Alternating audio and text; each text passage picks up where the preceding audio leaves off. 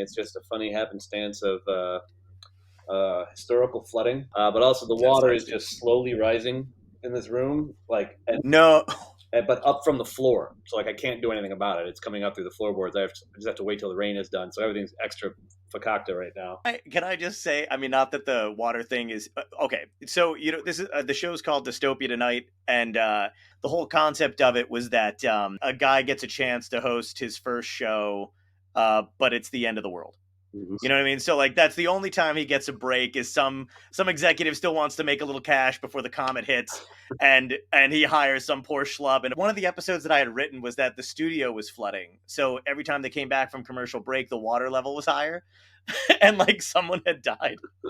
So that was so I had all this shit written up, and then literally the pandemic hit, and I didn't get to do shit with it, and then I started the podcast because I was losing my fucking mind. So that was but the fact that you're the water level is slowly rising.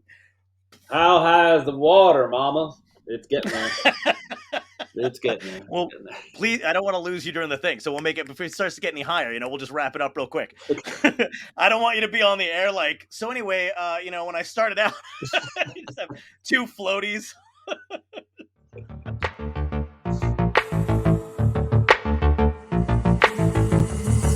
Dystopia tonight.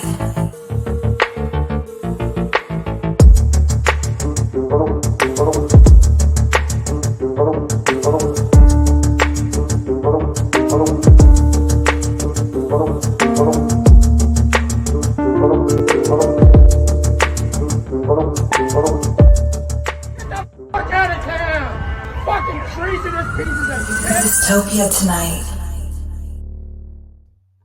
Hello.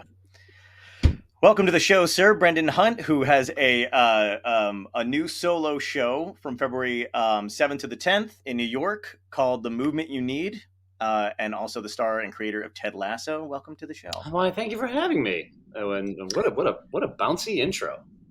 Yeah, thanks for not leaving during it. It's a hot room already. Love it. Yeah, it was one of those things where everything that was going on in my brain during the time we had some downtime, I was like, I'm gonna put it in 30 seconds and then see how everybody feels about it. That's the artist's way. Yeah, your truth, get it out there. Can I tell you the always the part that's a little bit jumpy? So because I've had a bunch of older celebrity guests on the show, and I always forget to give them a heads up, because they don't, they're I had Ed Asner on before he passed. I didn't dig him up, but I had Ed on and whatever, and then the intro plays, and I'm always like, oh, they're gonna just text their manager and be like, get me the fuck out of this thing. All right, my internet's down. I don't know what happened. Oh, this is horrible timing. They do that fake freeze thing. I'm like, oh my god, we learned how to do that quick. Sir, the internet doesn't work like Napster anymore. I know that you're frozen, sir. That's not a thing. Exactly. Yeah, I always used to do that dumb shit. I started tossing up a peace sign during I never did that before in my life, and now I just have a habit of doing it only because I wanted people to look up while I stumbly tried to find the X to close out. just up here while I fucking get out of here. Classic diversionary tactics. You should be a magician. Sometimes I think it's real close. Some shows don't go so good, and you're like, I should probably just do magic. I think they'd like that more. The old smoke bomb. Yeah. So I love the premise of your solo show, The Movement You Need. It's about your connection with your mom, and you have it through. Well, I'm going to see it on Thursday, by the way. So, but it's about the connection you have with your mother through Beatles music, right? Yeah. I do that with great trepidation because, breaking that up into two things here, especially for people who've been to a lot of fringy type solo shows, a show about your dead mom? Okay. All right. A show about how much you love the Beatles? Okay. All right. Okay. Oh, you're combining them. Oh, fun. So to those of you who know how it sounds, I know how it sounds. We're doing it anyway. But yeah, me and my mom had complicated relationship. there was love there and all, but she hated herself, and she was an alcoholic, and unwittingly raised me to hate myself too. But there was one avenue of clarity always, and that was the Beatles, going from my very first memory onward. My very first memory is, and I say that with an asterisk too, because like people are always like, my first memory, like, how do you know? Were you holding a? No, you weren't. Were you holding a copy of today's newspaper in your hand? No. But I think my first memory is of, like, it's late and I can't sleep, and I go out in the living room. My mom is, and my mom was already divorced from my dad by then, and she's watching a cartoon. And I'm like, I like cartoons. And then, my mom's, and this speaks to my mom's level of reflexive affection. My mom's first words were like, "Go to bed." And I'm like, I can't sleep. And she's like, fine. And sit down, and she's watching what I now know to be Yellow Submarine. Nice. Not the most easygoing and kid level chuckles cartoon, but still rather hypnotic. Yeah. And that's my first memory is where it's just me and my mom and the Beatles, and it was rarely ever just the two of us for the rest of my life. And it's like, on some level, I've just always been trying to go back to that. And that's the connection between music, especially, like, so similar. My dad passed away a year ago, and same kind of thing. We had a very rocky relationship. My parents were divorced. He was he was around, and then he wasn't around. He's a bit of a con artist. He was an addict. Like, he did a bunch of shady shit, and it was a lot of like getting over that kind of stuff. But it's interesting, the connection you can have. Like, we both liked, I remember watching certain movies and stuff like that with my dad, and like whenever like stuff was kind of shitty, if you needed to break the ice or whatever the hell it was, you could be like, even if I already knew it, I'd be like, hey, who sings that song? Do you remember when we were at the, and you could always just kind of bridge that gap just for a moment to connect or whatever. Mm-hmm. And I have, like a lot of musicians have come on this show too, because in the beginning I was like, I liked having comedians and my friends and stuff on, and actors and stuff like that. And then I was like, oh, I want to get like my favorite bands on. And I started doing this thing recently. I think you'd be interested in, with Columbia University, where we got a grant to do a research project on connecting people through generations with music. Because I don't know if you've ever seen those videos of like, somebody in their 20s and they're listening to like Journey for the first time. Yeah. And I thought, and I'm like, oh my God, that's so cool. But I thought it'd be cool to show people on paper, and bring them together in a room and be like, this person's this age, they believe this. This person's this age, they believe that. Do you think you'd have anything in common? And then, but music kind of connects that. Was that your first instance? How long did it take you to realize like this is the thing that like, no matter what happens and no matter what we go through, we can kind of heal through music? Is that like? Well, I mean, the healing is TBD. Let's not jump the gun. I don't know. I do remember, when after my mom died, after like a year or two, one of my little sisters. I have a sister who was a year and a half younger than me. We had the same dad, and then my mom remarried when I was 11, and two more sisters came along. So they're technically my half sisters, but I think of them as my sisters. And the eldest of the younger two had a Facebook post, marking the anniversary of mom's death, and it was something along the lines of, "My mom loved the Beatles, so I love the Beatles." And like, kind of up to that point, I was like, "Oh, yeah, she gave the Beatles to everyone. It wasn't just me. Everyone in the family loves the Beatles. Oh, and it turns out everyone in the world loves the Beatles. It's not really a hot take." But yeah, that kind of just like jolted me a little bit into remembering there's just so much of my relationship with my mom that is about the Beatles. And yeah, I mean, let me separate that from the show a little bit. In 1998, I was going through a horrible breakup. It was I had gotten married really young and then divorced really young, and I knew a guy who was a musician, and he was like, "Hey, if you want to learn some songs," because he knew I played guitar a little bit, and you want to play some songs, then bring them into me. I'll teach you these songs. Like, oh, wow, okay. And the songs I picked were "So Cruel" by U2, currently playing at the Sphere, I bet. No. Go see that. Yeah. "Wish You Were Here," by Pink Floyd, and I'm So Lonesome I Could Cry by Hank Williams the Yeah. senior. And when I showed him the songs I wanted to sing or learn, he's like a grizzled old piano player at this improv theater. He just looks at me and goes, "These songs are healing songs." And I was like, "Oh, is that a thing?" And to a degree, it was true. Like Yeah. sitting there in my studio apartment on my futon with the the sand kicking out the corner of it where a hole had been ripped. Yeah. Watching TV on a little shelf made from wood planks and cinder blocks, and playing "I'm So Lonesome I Could Cry" to myself. Yeah, there's a few things that got me through that year, but that was absolutely one of them. Yeah. It's weird how some of that stuff. I'm curious. Do you find it like they're like music is basically, I always think of like as a way to go back in time, because if I play a record or an album, I say record, I do have records, but you know what I mean? If I play something like that, I can, and listen to the whole album. It does transport me back to an emotion and a time and a feeling. And I didn't realize it until like a year or so ago. Not everybody has that. And I really just thought that was the thing that was like universal. I thought like everybody like listened to a song and it transported them back, or you connect to lyrics.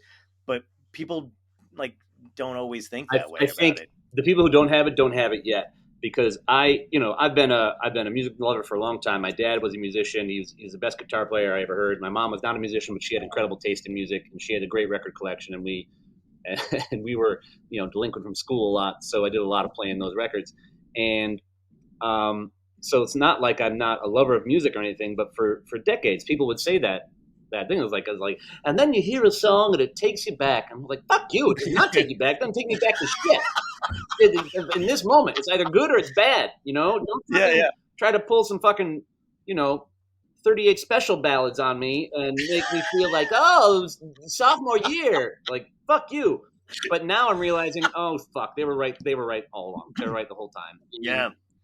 And it's just not the songs I expected. Like, driving with my mom in the 70s, like, yes, she loved the Beatles, and when we were home, when she could choose music, it was the Beatles. But of course, in the 70s, you didn't choose the music; you got whatever the fuck was playing. So song, not that I hear these songs very often, but like, I Love a Rainy Night by Eddie Rabbitt, or Hot Child in the City by not Billy Idol, it was whoever covered it. Oh my god, that's gonna drive me crazy. I'm always bad in the moment on this thing, and I'm always like, "What the fuck is it?" Yeah. We'll make it. We'll do some AI shit and we'll add it in post.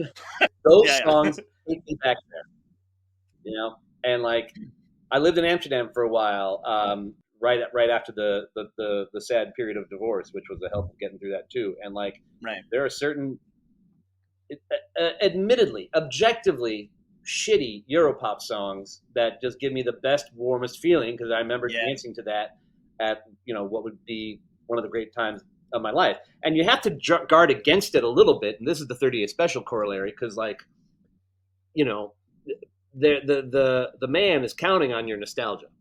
The man is counting on you to just remember that song from back in the day. And like, some of the songs you hated back then do win you over. Like, like being from Chicago, I was literally raised to hate disco, and now I see that was wrong. There's plenty of disco that's fucking great.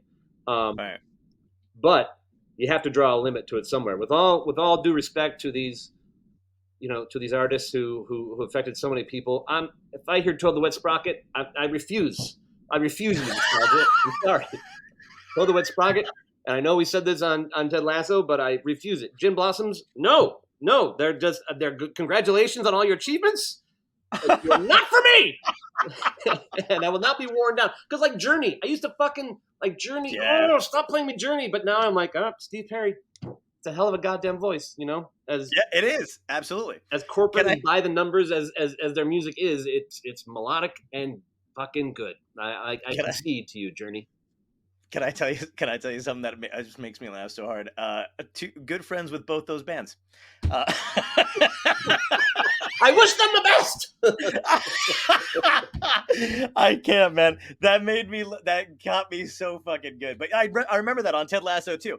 But it is. You're absolutely right though. It is one of those things where like, there's songs that and I realize it's like in high school and stuff like that. Like there was shit for a very long time that I couldn't listen to because it was centered around a breakup, or it reminded me, Mhm. like I got I don't know if this is a great way to go about it or whatever it is, but I did at a certain point in time get very protective over like certain music, because this might just be fucked up now that I'm saying it out loud. I don't know, but like if I was with somebody, if I was dating somebody, I'd be very careful about what I was playing, because I was like, I do not want to make a memory of this. I love this song, That's and I don't know great. how long you're sticking around, so I don't want to mesh the two.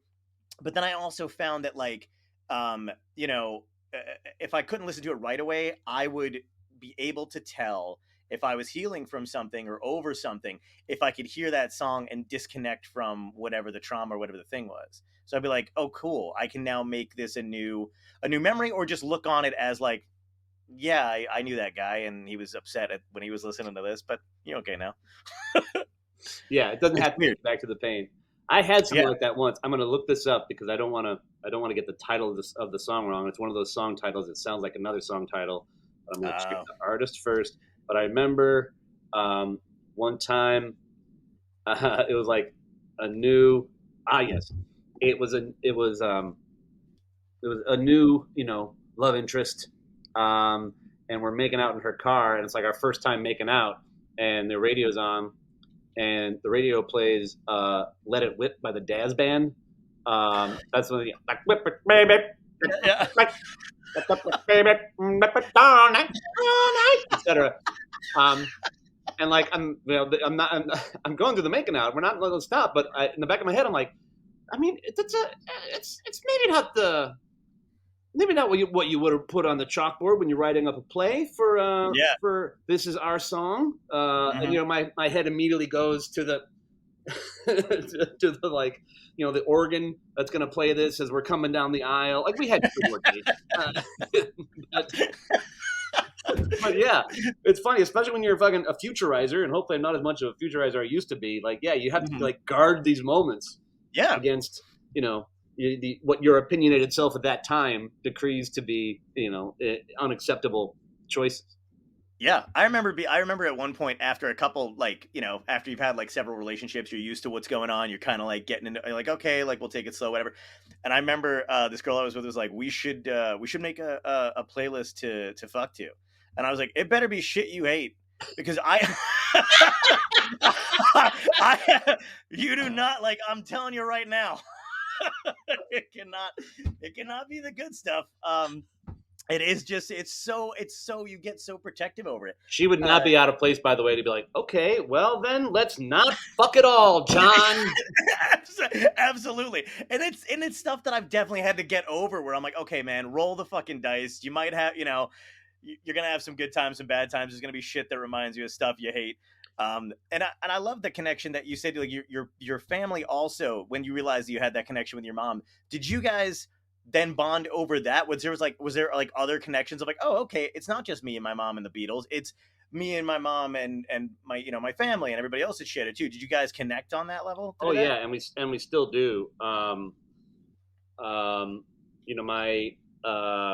my sister, her niece, or excuse me, her daughter, my niece, is now like 5 years old, and I have other nephews, but they were born, while my mom was still alive and everything. But this niece was just born just after my mom died, and my sister would send us videos all the time as she would learn Beatles songs.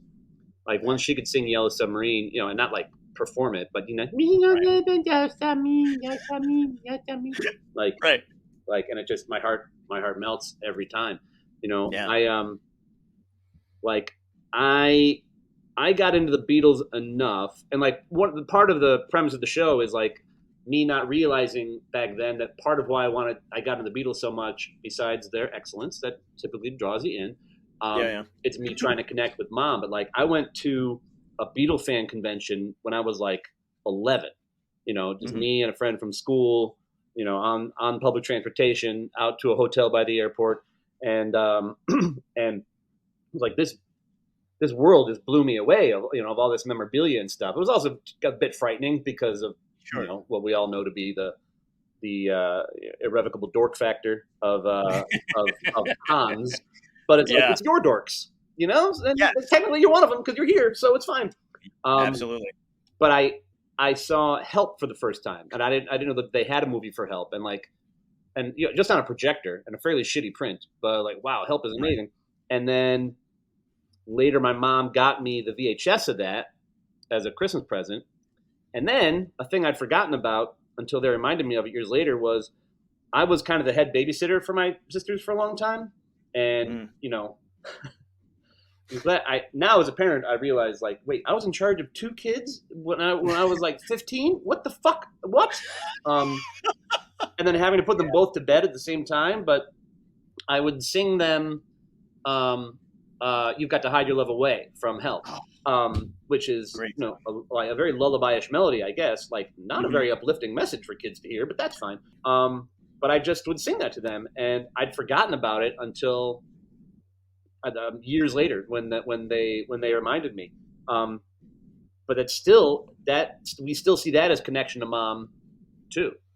It's just branching out from her. To something you were saying earlier, and this gets into something else that's part of the conceit of the show, but like last year, and about a year and a half ago, while we were finishing Ted Lasso in London, I got to meet Paul McCartney. Or rather, I was about to be in a room with Paul McCartney, and it was likely that I might meet him. Right. And, the temptation when you meet someone like that is to like take them aside and be like, hey, I just so you know, your stuff touched my family's life in this way, in this way, in this way. But here's the thing: for Paul McCartney, it's been going on for 60 years. You're in a line to talk to Paul, and you're behind 1 billion people. Like, you do not have a story that's going to make Paul go, what? Like, right. Yellow Submarine? You don't say at a funeral. Like, there's and so the show then becomes about like all the things that I couldn't say to Paul McCartney. I'm just going to tell the audience tonight.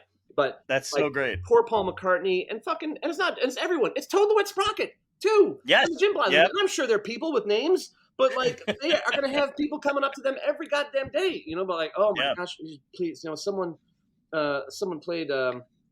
I can't remember any of the names of their songs. What's the one? Till I hear from you. Someone played "Till I Hear From You." As my daughter was simultaneously crossing the stage at her graduation and losing her virginity, and it was just the most beautiful, beautiful thing. And they're like, "Yeah, heard it," but they'll suck it up. They'll smile. Right. Yeah. Absolutely. And it was crazy. I've witnessed that when I've gone to like, the shows to hang out or whatever, because like, you're talking to a friend and then somebody that you don't know, the stranger is right behind you. And they're like, my birthday party you did, and you came out with in 1980. And it's such a like surreal thing to witness. Cause like, the person pretty well. This person has no fucking clue that exactly what you just said is happening. And I'm also learning and trying to gauge it, because I'm like, how do you react to this kind of thing? And it's always very like, oh, thank you, I appreciate it. But then when they want to stay and they don't take the thank you, and it's really sweet, I'm happy. And I'm like, what reaction are you looking for? And I guess it is that kind of thing of like, holy shit, get the like, you should almost just like do that, It's the assumption that and it's a very natural assumption, but it's the assumption that feelings are reciprocal on either side of an event. But you don't like that. It was just a piece of recorded music that the person put out. And they weren't there for the thing that happened to you. And eventually you learn, if you meet enough of your goddamn heroes, like don't even tell them. Agreed. It never works. Just say, just talk about the goddamn weather. And that's the other thing too, is I feel like that always winds up endearing you. Like, it's just like, as soon as you get to that level of like, you're just treating them like, hey, what's up? I had that happen when I was younger, with a couple bigger comedians that I got to open for when I was starting out. And I, for some reason, just thought they should know that when I was younger and sad, their comedy made me happy. And I said it, and they looked at me like, you're an idiot.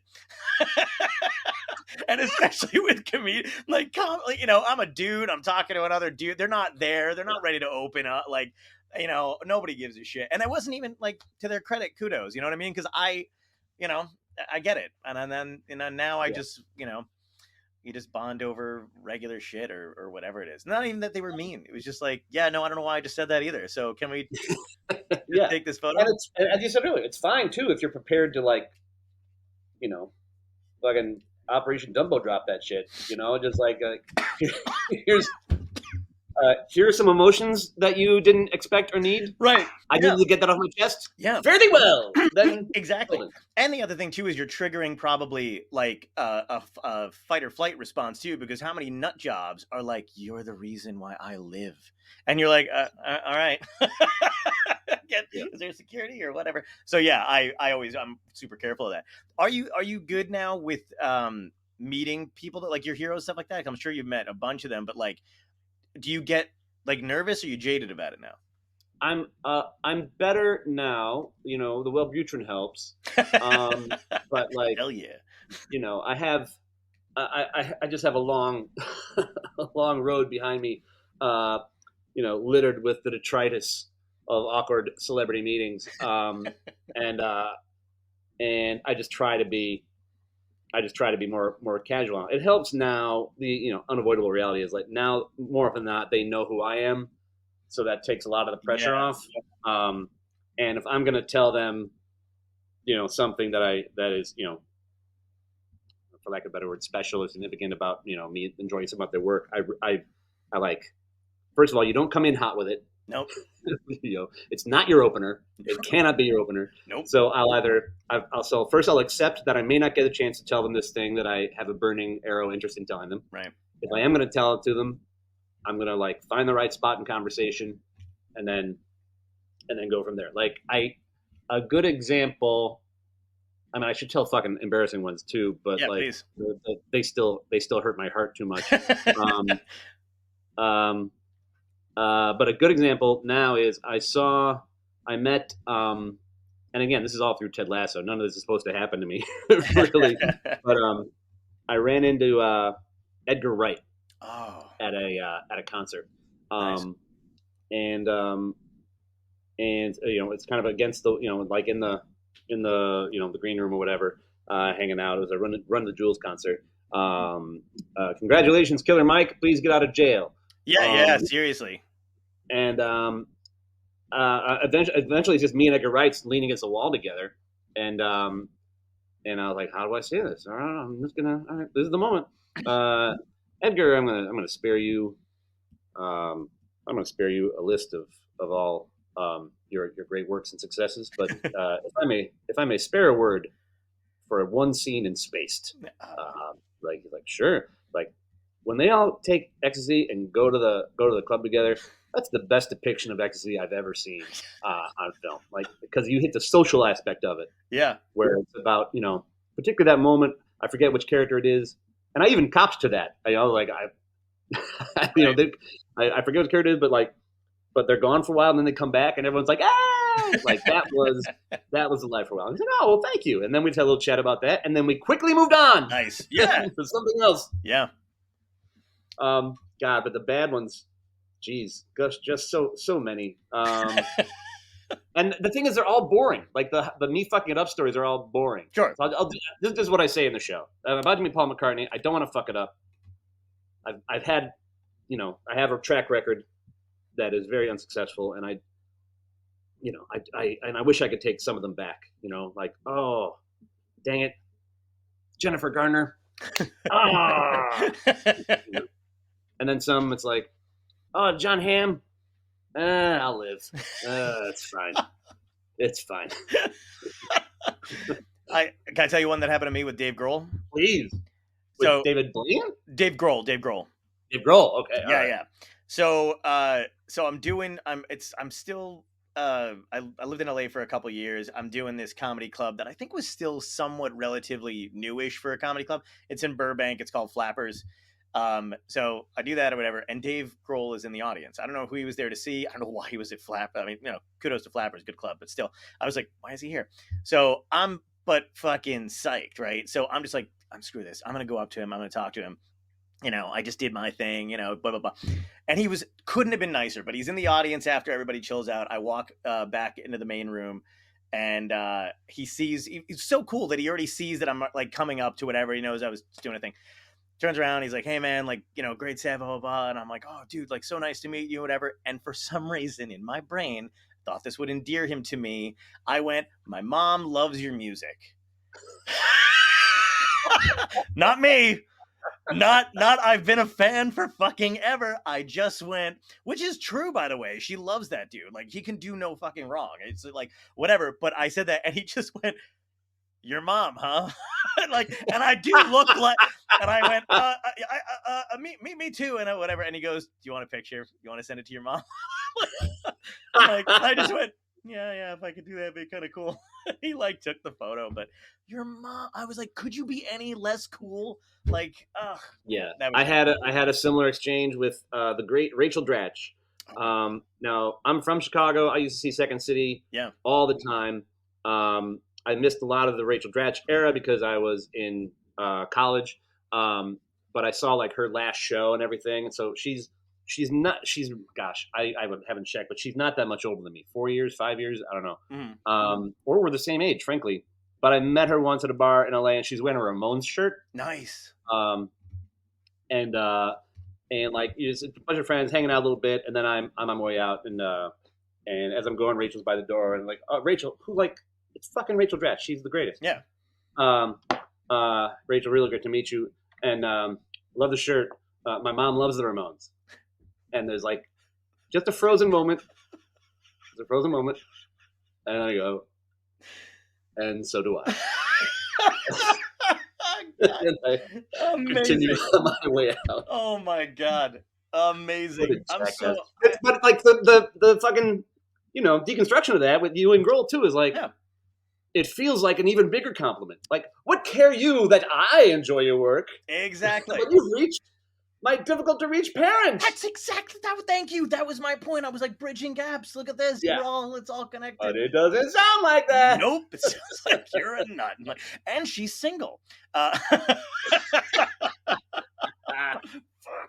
Oh my God. You mentioned Second City, and I want to ask you, because you went from Second City, you started out in Second City, and then you went to Boom Chicago.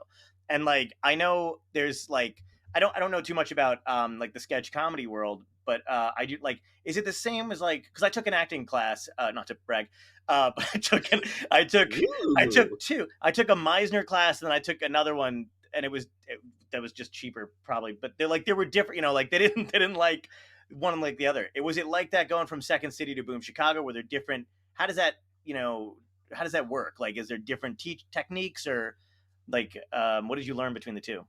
Sure. Well, small point of order, but I was never in Second City. I just went to it. Okay. And I did their academy, and theoretically, because I was doing shows in Chicago, mostly at Comedy Sports, doing a few of the like improv version of open mics at IO, and like was about to start taking classes at IO, and then I went to Amsterdam and did Boom Chicago instead. And like, hey, I may never have been cast anywhere at Second City, maybe not even in a Turco. Mm-hmm. But the time of my life when I would have been, I was in Amsterdam instead. Okay. Great career move. Well, that was 20 years ago, and you're only hearing about me now, so maybe not. But it all worked out. But yeah, the thing about Boom Chicago, vis-a-vis Second City is, Second City is a recognized cultural institution. People come in and like they've got their shoulders back. They are ready for it. Give it to me, Second City. Right. Boom Chicago is barely an institution on its own block. Like you have to earn the audience every night, wow. And they are largely people who speak English as a second language. And when they're sober, they speak better English than we do, which is irritating. But when they come to the Boom Chicago show, they are drunk fast, and you have got to find a way to reach them. And yeah, it can. I guess what it teaches you or reaffirms for you, and I'm sure this is something at Second City just as much, but I feel like it's you need it to survive at Boom Chicago, is commitment to every single moment. Right. Like if your focus drops, not even focus, I guess, but like if you're like energy that this is a show, even when you're just having a moment where you're talking to the audience, like explaining a game or whatever, right?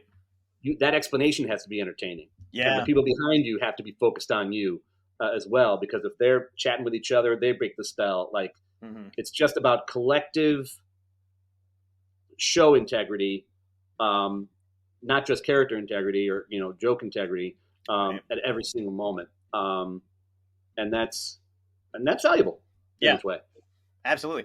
Do you ever find that like just through comedy and performing and all that other stuff, as you're going out, as you're moving through it, when you're younger, when you're older, like there's stuff that about like stand up that I know that I probably that also that not only does nobody else kind of have, but like you kind of walk through life in a completely different way. Like the whole principle of like I loved the improv thing of like act as if, even though I didn't do like a lot of improv, like I just kind of find that fascinating. And I think that's like one of the things that if you're a live performer, you kind of have to do, and you start to do it through life. But then you don't realize that like, I realized it more. I'll get through a sentence. Don't worry. I, I'm here all day, baby. Is it, I don't, the water level's just rising and you're like, I gotta, no, but what I'm trying to say is like, even through like, there's certain points, like even through like the pandemic or whatever, where like because I wasn't doing a lot of touring and a lot of comedy and stuff, that like there was certain things around my friends. They started to be like, "Are you okay?" Like to just normal people that you act a different way to, but you're like, "Hey, what are you doing? What's up? How are you? Where are you from?" Like or whatever that thing is. But like I find it funny that like I think that performers kind of walk through life in a different way.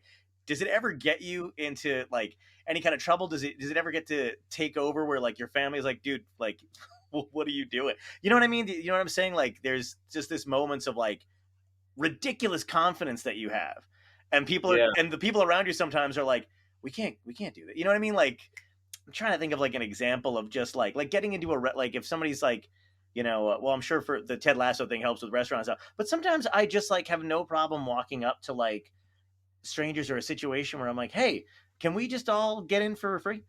Or whatever. You have that thing where other people look at you like you're fucking nuts, but you're like, they can say no, and I'm fine with it. You know what I mean? Like, I don't know. There's a question in there somewhere, and you answer how you feel. Well, it's not quite the question of like how do you deal with being always on, because it's not quite being always on. It's something. It's something innate. More unconscious than that. Yes. And like I look back at my time in Amsterdam, especially my last few years there, were like feeling very confident as a performer and as as a person, more so than I ever had before. And I'm absolutely sure that there were times when I went out, with friends and all, and was like, and we're all kind of taking turns being like the life of the party, right? And it's Amsterdam, and so like everyone's very tolerant of everyone's nuttiness. Mm-hmm. But then I'm pretty sure I took that same mode to LA, where not performing as often, and generally, not carrying the like onstage magic with me as much. I'm just carrying with me the habits of someone who thinks he's living in onstage magic, and with that, it can just take like one person who like is in the back of the room just logging it. You can feel later on like someone somewhere thinks you're a dick, because of you, because of the way you were behaving one night when like, were you causing harm? No. Were you being presumptuous? Probably. Mm-hmm. Because you were vibing on a memory as opposed to vibing on the room. So it's all just about it's all about being present. And yeah, I mean, you can still go to the host of the restaurant and say whatever you want. That's about fun. Exactly. That's what I was saying. Like, there's interaction. It's so weird to learn over time how to train that, because when you're young and that's happening, like when I started doing stand up when I was 20, it's all over the place. I don't know when I'm supposed to be doing it, when I'm not supposed to be. You know what I mean? Like, you're on, you're not on, you're being weird. Somebody hates you. Like even when I was working like part-time jobs before I started just doing it full time, like I just like, I'd be like, why does that guy hate me? And I'm like, oh yeah, because I'm working, but I think I'm fucking doing this other, I'm doing shit. I don't know. So it's just, I always find that kind of fascinating how people kind of, handle that and mold that in themselves. I used to walk around Amsterdam for like 3 or 4 years I was there, with a Olympus point and shoot in my pocket all the time. It was a film camera, Yeah, I had one. and I would take pictures all the time. And my mission was partially like I would always get doubles, and I would give them to my friends who were in the pictures. And like there's certain people who were in Amsterdam at a certain time who like thanked me for that because like most of the pictures on my album are ones you gave me. I'm like, oh, that feels good. That's what I wanted to have happen. Yeah. But I go through those pictures sometimes. If I need them for a show or like fucking Vulture's doing an article on Boom Chicago or whatever. Sure. And only now do I look through these pictures and realize like, oh, a lot of these pictures were taken in a inappropriate place for a flash to be going off all the time. It seems for every 10 pictures, there's at least one of someone going like, buddy. Not usually my friends who are used to it, but like someone who are meeting that night who are like, are you fucking serious in here? What's going on? Would I take those pictures back? No. I'm incredibly happy to have that document, but it did show a degree of obliviousness that I could not register then, but that I now have irrefutable visual evidence of. Absolutely. And sometimes you need to have that obliviousness to do the job that you need to do. Like you just have to go into that weird ghost mode where you're like, I could be, but I'm just going to keep doing my thing right now. You know what would make a great coffee table book is anybody that's witnessed a flash dance or a comedy show that was just like, what the fuck? Just screenshots of audience members like, what is this shit? What? I did one time and I posted it on my Insta. This is like years ago, but somebody, and it was one of the other comedians. It was like a showcase show. It was one of the other comedians' mother or something like that, who by the way didn't understand the concept of a showcase show and thought this was a contest, and if they didn't laugh at anyone else. So I'm like the headliner. I close out the thing, but I can see, somebody was taking some photos, whatever, and I got some of them back, and one of the comedian's mothers was in the audience, and she's at the table. I swear to God, like this when I'm on stage, and I just had a picture of me, and then I had her, and I just kept zooming in because I was like, this makes me so like. I hope she had a good. I know she had a good time. She was having fun, but when anybody else was on stage, she would not. She's like, "Where's my daughter?" And so she thought it was a competition, and she was trying to like tip the scales. Oh, 100 without going as far as heckling. Right? Yeah. Trying to be like an energy black hole. Yeah, no heckling, but just amazing like control over just like stone face. Like, no, I don't care for any of this. And I was like, she's my hero. I love that woman. Oh God, that was so great. So I wanted to ask you another question about the movement you need, because I know you've written a few other solo shows, and this one is personal on a whole different level. When you're writing something like that, are you like, is it a start and stop kind of process? Are you reliving memories that maybe you had not dealt with prior to? So like, how long did it take you to feel comfortable with it, complete it? Because it's actually comfortability on a couple different levels. You got to sit in a room by yourself, reliving certain things and certain parts of your life. Then you have to go and perform that on stage and relive it in a whole different way. What's that whole process like for you? Like, was it hard and was it long to get through? Firstly, the best advice I ever got for writing a solo show was from the artistic director at Boom Chicago when I first joined, who was a lovely Australian woman named Josie O'Reilly, whose accent I will now do great indignity to by attempting to replicate. And she said it like it was, a known idiom, at least throughout the Southern Hemisphere, comedy-wise. If you want to write your show, book the hall. And nice. With this show in particular, I found that to be true. I actually tried to put it up at the Hollywood Fringe Festival in 2021. Because the last moment of the show is about my son being born, and there's like a weird Beatle connection to that moment too. But that ended up getting canceled for COVID stuff. Like that was a time where like, oh, we're out of COVID, we're doing festivals. Right. No, it turns out we're not out of COVID. We ain't doing shit. Yeah. So I ended up not writing the show, even though I kind of knew what a few of the stories would be. Right. Flash forward to 2023, when now I have the extra thing about meeting Paul McCartney. So it's actually an incredible gift I didn't write the show back then, because this Paul McCartney part is incredibly important to the show. But I did, again, go by that philosophy. Like, all right, I'm going to book the hall, and I'm going to book the smallest room at the Hollywood Fringe Festival that I'm familiar with. So just ease of like, it's a place I've been before. I'm going to go in, I'm going to do it. It's Right. 30 people. I'm going to bill it as a work in progress, and I'm just going to write it as I go. And I mean, one footnote there is only the night before did I realize, night before the first one, that I realized, oh, meeting Paul McCartney is not just a moment in the show chronologically. It's the frame. Like if I start with, meeting, about to be Paul McCartney, I can't tell him all this shit, and then tell the audience all this shit, and then come back to what happened when I meet Paul McCartney. Wow. It made the show look more finished than it actually was, sooner than it deserved to be. And that was really cool. And I guess that's a thing I've learned from the previous solo shows I've done is like, at least find the structure, at least find the tent poles that make it look like a show, and fill in the spots in between. Right. To your point about the personal level of it, like, yeah, like I've done 4 solo shows. This is the second one that's like, straightly autobiographical. Mm-hmm. But this one's about, my mom dying and my kid being born, and like, finding yucks and heavier shit than I previously have. And sometimes it's like, God damn, here we go again. Oh, I gotta relive this one more time. Right. Because you can't half-ass it. Like, luckily it's like, more than like trying to play a character to some degree, like emotions that are like still there, and they're still in me. I'm not trying to have to like imagine what a character went through. Like, no, that was me. I went through that. Yeah. And it's intense.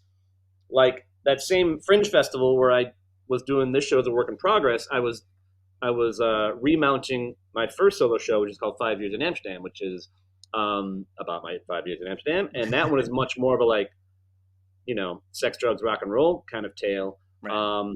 And there's costume changes and there's dancing and everything.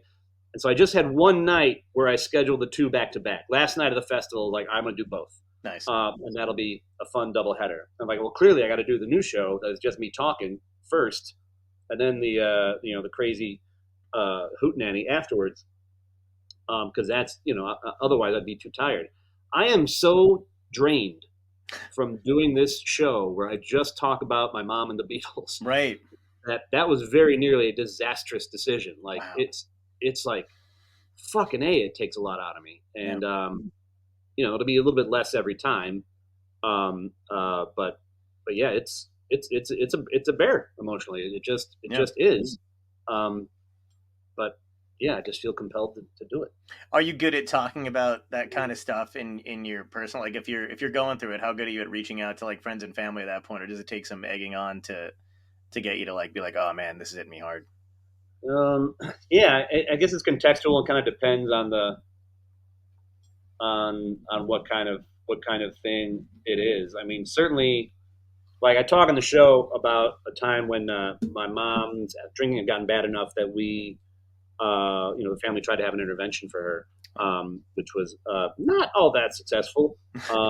But when we did it, it was this whole fucking thing, and it, I was living here, I had to fly there, and like I had a whole long Facebook post about it. This was when Facebook was your own canvas. Yeah. And as far as you weren't being mined yet. Yeah. Good days. And yeah, I mean, it's one of those posts where like 5 years later you go, is that still up? I didn't need to do that. That's a bit of an overshare. Yeah. Probably don't need to share that with the 2,000 people. That includes 1,200 people who I happened to meet while Facebook was big. And the first time I met them, are you on Facebook? Like, we're not. Yeah. That doesn't need to be out there. So, I mean, I hope, obviously in Ted Lasso and stuff, we push the message of, don't keep shit to yourself. And I try to walk the walk of that. Nice. Yeah, at least to some degree. That's one of the things, man. I and I'm sure everybody says this and tells you this too, but I loved about that show, and it came at such a great time, and and everybody I've spoken to, all my friends, we all found it at the same time. We watched it immediately when it aired. Um, but we were like, is anybody else feeling like this is exactly what we need? Like right now, like this was like my mom and I rebonded over some stuff over it because she had retired right before the pandemic, worst time to retire ever. But she had a rough go at her leaving her job. She worked at a state park in New Jersey for 25 years. And we were watching Ted Lasso and doing that kind of stuff and just kind of bonding over it. And I just kind of off the cuff said, like, yeah, that's the kind of boss you are, like you were always like that to your employees. Oh, But like, because I was like, people don't realize it, but it was one of those things that like, I think it's one of the most important shows because there's those, not to disparage any of the other shows, but there's Big Bang Theory, there's those shows, and there's joke. And then I hadn't seen a show like Ted Lasso's where there's real story behind it, real emotion behind it. It's super funny. It just combines a lot of human feelings. And I love that Bill Lawrence was one of the guys, was a part of that too, because I was a huge Scrubs fan for like years. It was one of my go-to show. I used to take it on the road with me and on DVDs, like, just to be like, I'm sad today, like pop in the show. But like your show like affected people in such a huge way. Like, do you like, how do you do, like, you guys are the creators, the writers of it. Like, you can't possibly take that lightly. I've seen you talk about that kind of stuff, but like, it's got to feel good, right? Like to just be like, holy shit, like we're healing. huh.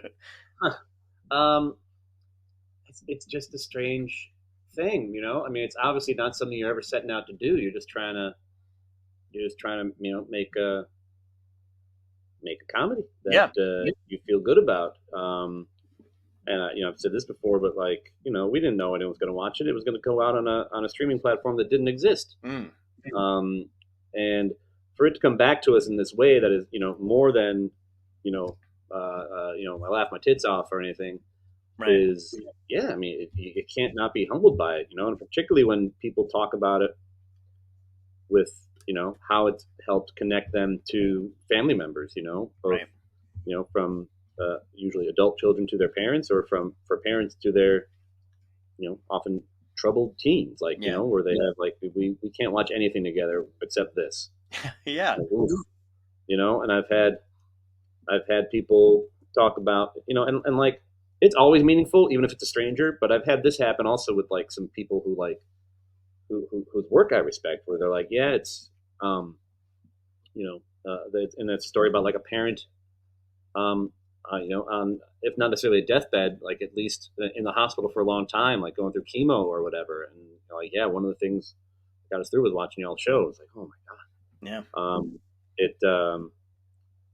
yeah, to say it feels good is not quite right, but it feels something. Yeah, I guess I can't think of a better word for it than just humbling. Nice, man.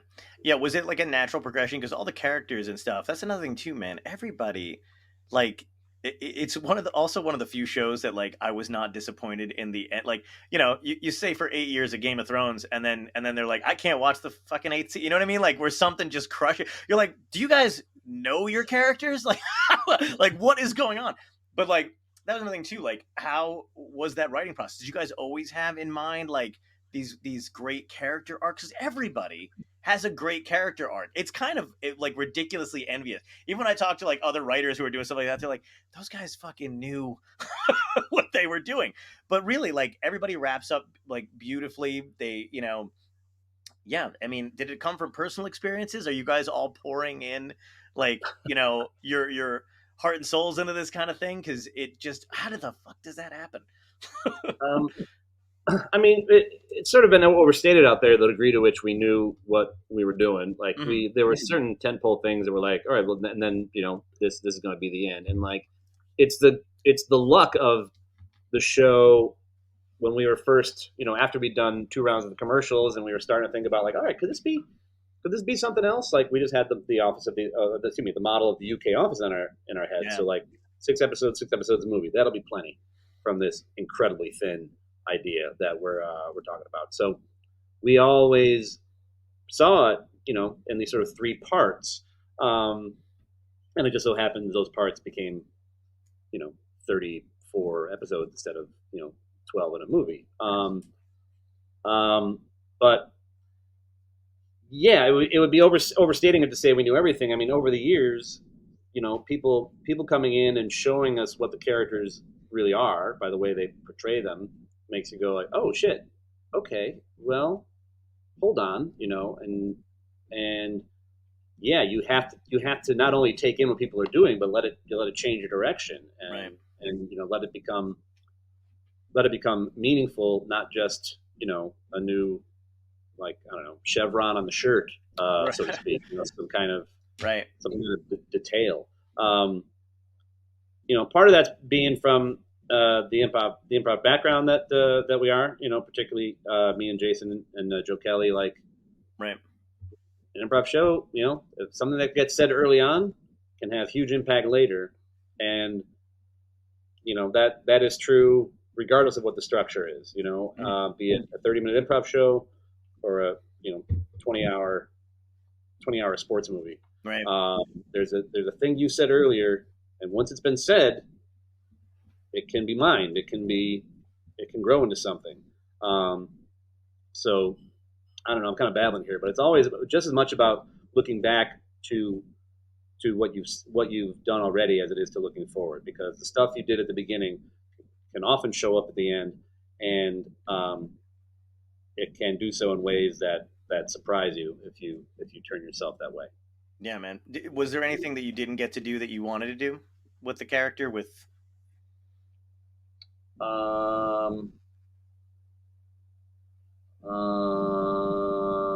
mean, there has to have been. There has to have been. I can't remember off the top of my head, but there's surely there were things.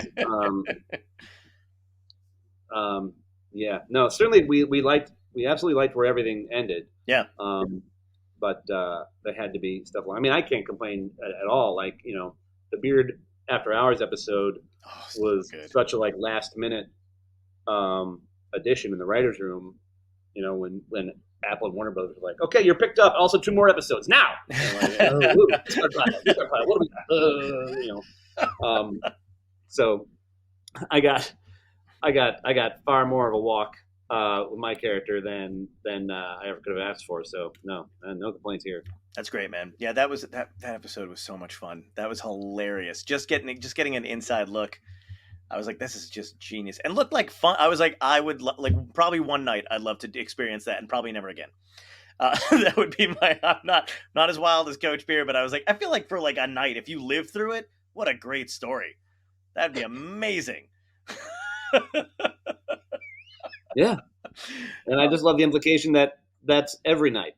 Exactly. Or close yeah, to. it's just a walk, and then he shows up to work the next day, which is crazy because now you look at people differently, and you're like, I kind of feel like this guy does that. You know what I mean? I'm like, does this guy have that lifestyle? I don't know. I'm looking for shit on bruises. I don't don't want to keep you any longer. But your show runs from. Thank you for staying, by the way, for an hour. I really appreciate you coming on and spending time with me, dude. I know you're super busy. Oh no, you made it free and easy, and what's my kid's gonna get more sick? No, he's fine. He's fine. This historical flooding that is slowly rising through the floorboards, and I can't do anything about. You surrender to it. Yeah. You surrender to it. What else am I going to do? I like your pins. Oh, thank you. Pins. Oh, dude, thank you so much. I'm coming on Thursday. I'll bring it if you want to see it. I'll let you. I love this. Is a slow progression through the show, but I had some little pins on the jacket, and I started wearing it, and then I just started putting more to the point where I can't go through security. This is my This is my favorite fucking jacket, dude. They fucking hate you at the airport, man. Oh. This is one of those things that I try not to wear out. I'll wear it out every now and again, and then I realize if one of the they would fall off until I got those super cool locks. But by the way, I use super cool really loosely there. What is wrong? I'm so sorry. That was. Oh man. I got all these old comic books, and I put them in these super cool Mylar bags. They're great. Oh, God, that slipped out. Wow, that was fucking embarrassing. Anyway. These super cool acid-free cardboard boxes. So you're going to fucking love these. Holy shit. But yeah, I was like, we're falling off at one point. I was like, somebody's going to step on this or I'm going to step on it. I'm going to feel really bad because, the pot part, the pointy part sticks out. But anyway, yeah, I wish there was more of a story, but this is like all my favorite shit. And I was like, I could wear all the things I like, and on the same, you know what I mean? That's great. Nobody has to ask me questions like movies, the dudes on here, Kurt Vonnegut. We got fucking Jurassic Park, Star Trek. Yeah. BLM stuff. I can't even decide on. We got a little autism awareness. The whole thing. Everything's good. Iron Giant with a nice quote. Courage the Cowardly Dog. When you come on Thursday, I'm going to bring my buddy who works at Sotheby's, and we're just going to rifle around a little bit. We're going to see what you got in there. Let's do it, man. Absolutely. I'll bring you some. That'd be great. Just start taking them off. I walk away with no. What happened to your pins? Brendan Hunt and his friend. They just. they're gonna make me $1 million. Yeah, they brought me a magnet. I'm gonna ask you the last 3 questions that I ask every guest on the show. Hit me. First question, bit of a softball question, but we're just getting started. So, if you go back in time and talk to your younger self, what if it was actually a softball question? I should really throw that out there. What if if you go back in time and talk to your younger self, what piece of advice would you give yourself to help you today?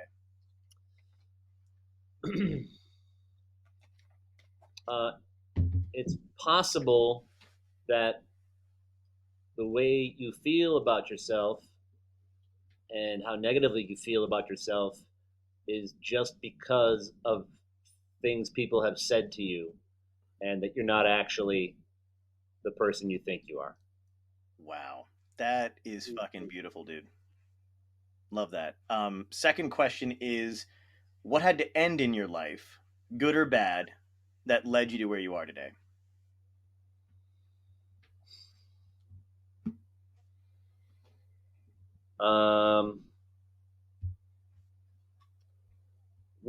Golly.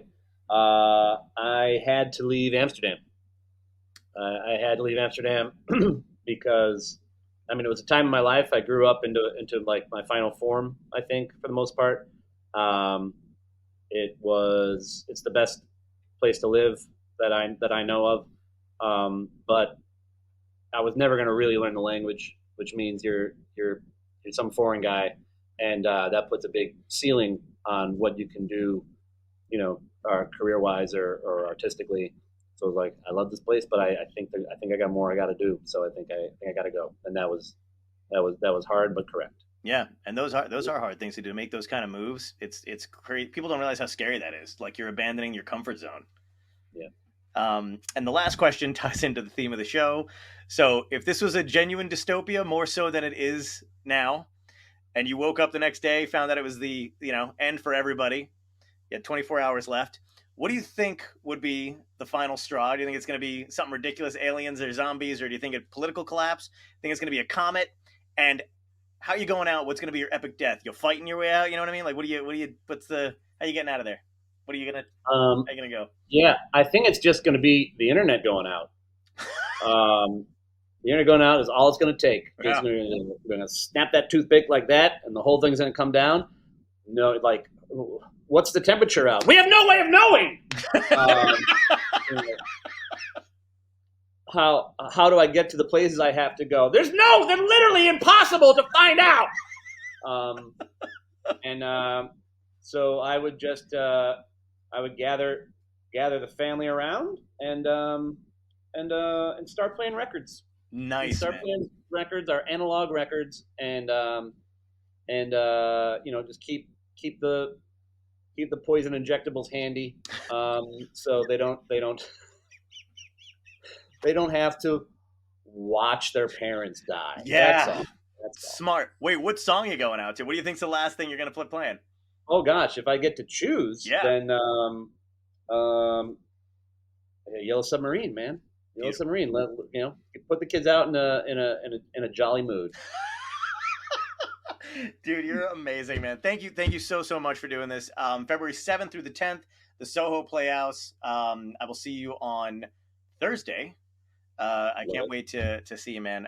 Hang on one second. I'm gonna end the thing, and then it'll just take a second. I have to really figure out a better way to tell the guests to they have to chill for a second. But yeah, if you want to, I don't know what's going on. My own show, I lost control in the last fucking 6 minutes. I can't. I don't know what's going on.